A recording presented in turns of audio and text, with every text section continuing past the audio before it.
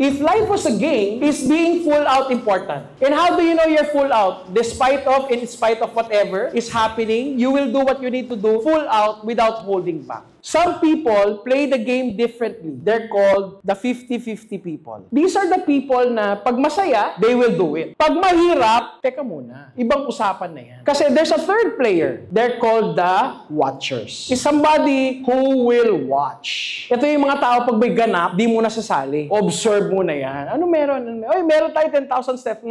Okay. Nod-nod lang yan sila. There's a final player. Itong player na to, ito yung pinaka-worst. They're who we call the deadma people. Ito yung mga players who don't even know there's a game. Hindi man nila alam, ay kailangan pala mag-set ng goal, kailangan pala mag-ipon. Sila yung hindi nila alam, may karera pala ang buhay. But what's the truth? Lahat tayo nilalaro natin yan. Certain areas in our life, we're full out. Certain areas in our life, we're 50-50. Certain areas in our life, aminin naman natin hindi, we're watchers. At meron din tayong aspeto sa buhay that we're deadma, wala kang pakialam. Until it hits you that life passed you by.